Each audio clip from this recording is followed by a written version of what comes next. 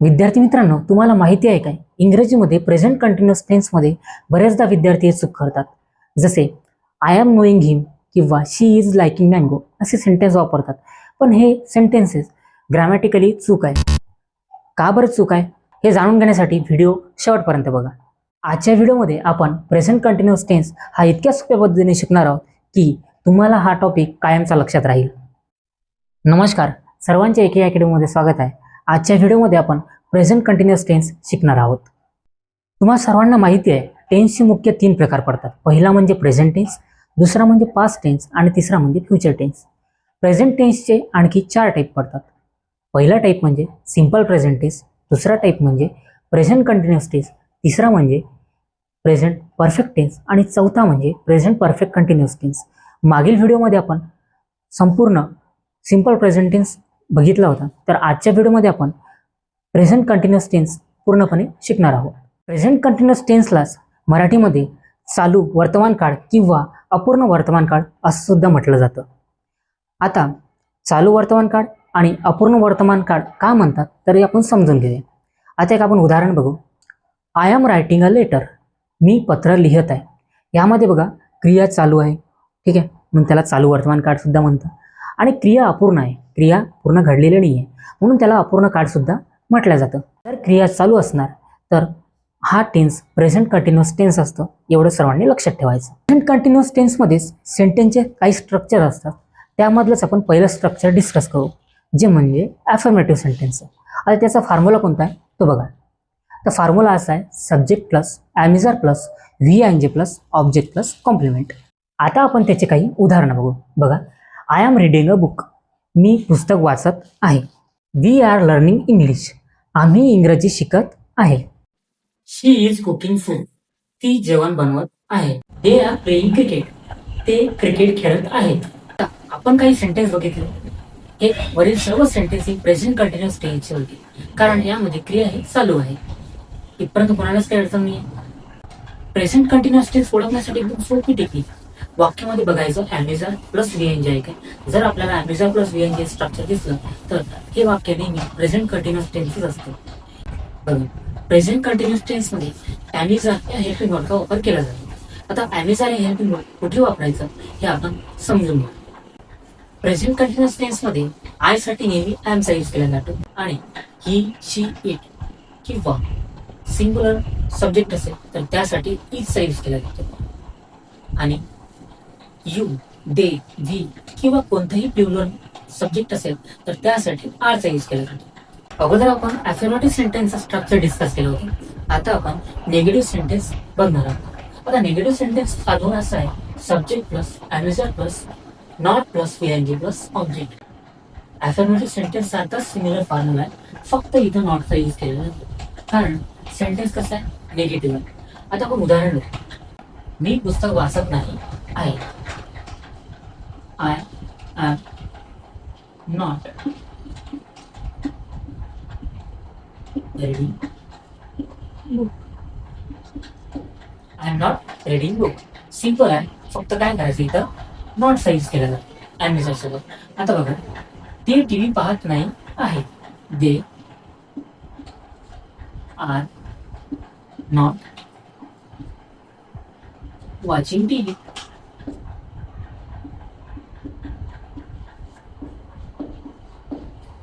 तिसरं सेंटेन्स बघू. आम्ही फ्रेंच शिकत नाही आहोत. बी साठी कशाचा यूज केला जातो, आरचा. We are not learning French. Simple. आता चौथा सेंटेन्स बघा, ती पत्र लिहित नाही आहे. She is not writing letter. समजलं कोणा गेट आउट नाही काय. Subject plus am is are plus not VING plus object plus complement. Similar structure affirmative सेंटेन्सच आहे, फक्त सोबत ॲमिझर सोबत काय लावायचं, नॉट लावायचं बस. इंटरोगेटिव्ह सेंटेन्स म्हणजे प्रश्नार्थी वाक्य. या वाक्याचा प्रेझेंट कंटिन्युअस टेन्समध्ये कसा यूज होतो ते आपण आता समजून घ्या. बघा, इंटरोगेटिव्ह सेंटेन्स म्हणजे प्रश्नार्थी वाक्य, ज्यामध्ये आपण क्वेश्चन यामध्ये काय करायचं, कधी या सेंटेन्स स्ट्रक्चरमध्ये अगोदर हेल्पिंग वर्ब येतं आणि नंतर सब्जेक्ट येतो. अगोदर आपण अफर्मेटिव्ह आणि नेगेटिव्ह मध्ये बघत होतो, अगोदर काय यायचं सब्जेक्ट यायचं, पण इंटरव्ह्यूच्या सेंटेन्स स्ट्रक्चर मध्ये अगोदर काय येतं हेल्पिंग वर्ब. प्रेझेंट टेन्स आहे तर प्रेझेंट टेन्स आपण कुठला हेल्पिंग वर्ब वापरतो आय एम. तर ते वाक्य घेणार. महत्वाचं म्हणजे नेहमी इंटरव्ह्यू सेंटेन्स मध्ये क्वेश्चन मार्कचा यूज केला जातो.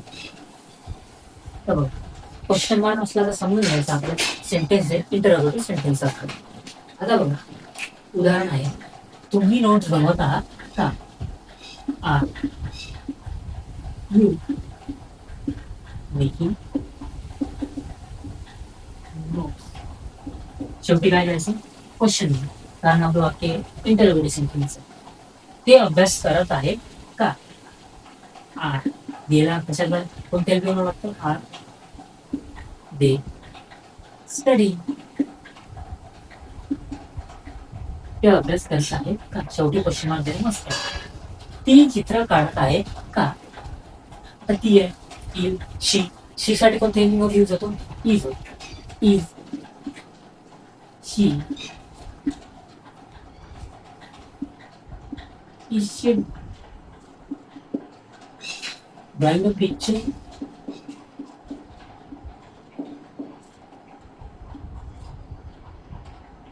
ती चित्र काढत आहे का? आता चौथा सेंटेन्स बघू, तो हसत आहे का?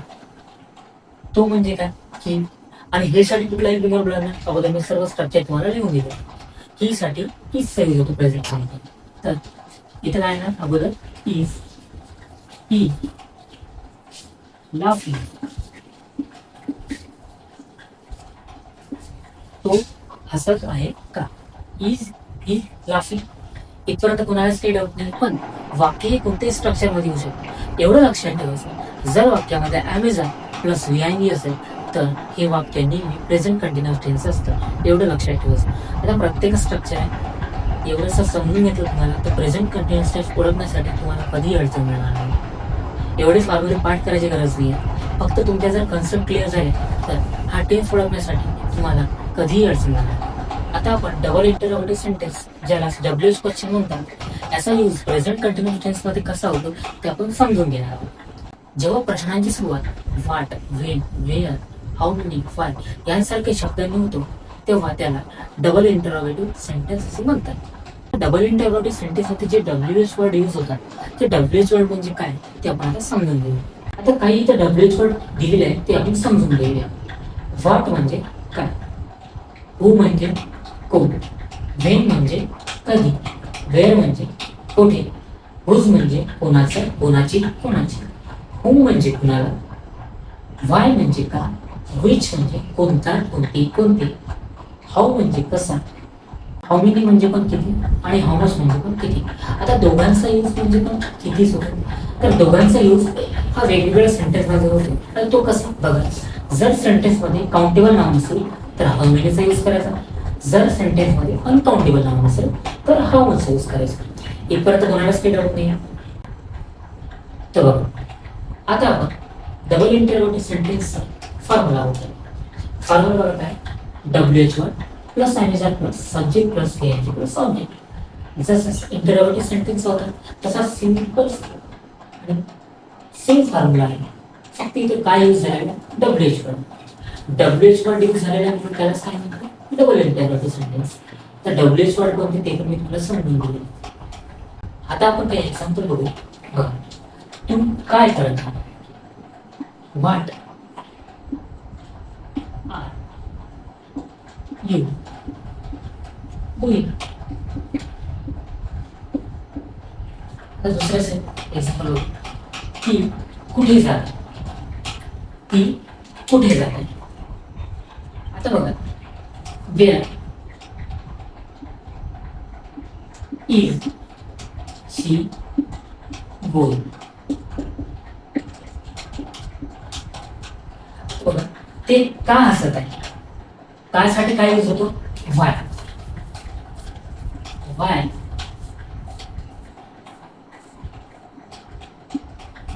व्हाय आर दे लाफिंग.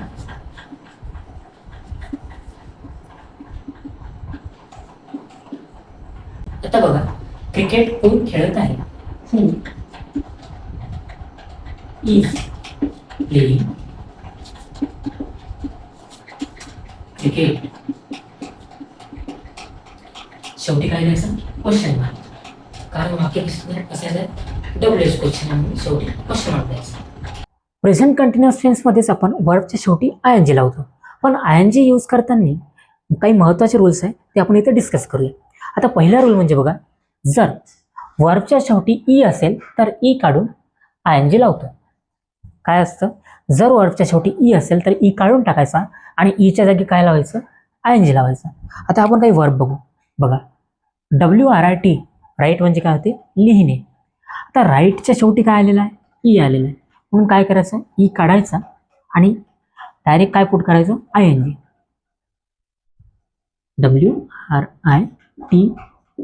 WRITING. ठीक आहे. तसंच बघा, MAKE शेवटी काय आलेलं आहे? ई आलेलं आहे. ई काढायचं आणि त्याच्याऐवजी काय लावायचं? I N G. मेकिंग. तसंच बघा, TAKE, टेक म्हणजे घेणे. ई काढायचा आणि त्याच्या जागी आय एन जी लावायचं. नेक्स्ट म्हणजे COME, कम. ईच्या ऐवजी काय यूज करायचं? I N G. आता आपण एक सेंटेन्स बघू. बघा, she is coming from Pune. ती पुण्याहून येत आहे. आता बघा, इथं कम वर्बचा यूज झालेला आहे. तर कमच्या शेवटी काय असतं? ई असतं. म्हणून आपण काय केलं? ई काढला आणि ईच्या जागी काय लावलं? आय एन जी लावला. समजलं इथपर्यंत? कोणालाच काही अडचण नाही आहे. वर्बच्या शेवटी आय एन जी लावत असतानाच आपण दुसरा रूल बघूया. तो कोणता बघू? जर वर्बच्या शेवटी कन्सोनंट प्लस ओवेल प्लस कन्सोनंट म्हणजे CVC असा पॅटर्न जर असेल तर वर्बच्या शेवटचा कन्सोनंट जो असतो लास्ट, तो काय करायचा? डबल करायचा आणि नंतर काय लावायचं? आय एन जी लावायचं. हे लाईन बाय लाईन पाठ करण्याची काही गरज नाही. जर वर्बमध्ये CVC पॅटर्न असेल, कन्सोनंट ओवेल कन्सोनंट. ओवेल म्हणजे काय? AEIOU याला ओवेल्स म्हणतात आणि याच्या व्यतिरिक्त जर कोणतेही इंग्रजी लेटर असले तर ते काय असतात? कन्सोनंट असतात. एक आपण वर्ब घेऊ. RUN, run. रन, एन काय आहे? कन्सोनंट आहे आणि त्याच्या अगोदर काय आलेलं आहे? यू आलेलं आहे. काय? ओवेल आहे आणि त्याच्या अगोदर पण काय आलेलं आहे? कन्सोनंट आलेलं आहे. म्हणून शेवटचा जो कन्सोनंट तो काय करायचा? डबल करायचा. इथं काय होणार मग? RUNNING, running. SIT, सीट म्हणजे बसणं. शेवटी काय आलेलं आहे? कन्सोनंट. त्याच्या अगोदर काय आलेलं आहे? ओवेल आणि त्याच्या अगोदर काय आलेलं? कन्सोनंट. म्हणजे CVC पॅटर्न फॉलो झाला आणि शेवटचं काय करायचं? जे कन्सोनंट आहे डबल करायचं. जसं SITTING, सिटिंग. तसंच बघा, स्टॉप. स्टॉपच्या शेवटी काय आलेलं? कन्सोनंट आलं, अगोदर ओवेल आलाय आणि अगोदर कन्सोनंट आलं. तर शेवटचा कन्सोनंट काय करायचं? डबल करायचं.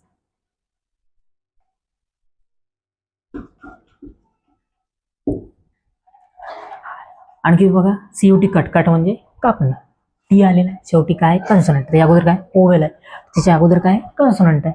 CVC पॅटर्न फॉलो झालेला आहे. तर शेवटचं काय करायचं? कन्सोनंट डबल करायचं म्हणजे CUTTING, कटिंग. एक उदाहरण बघू.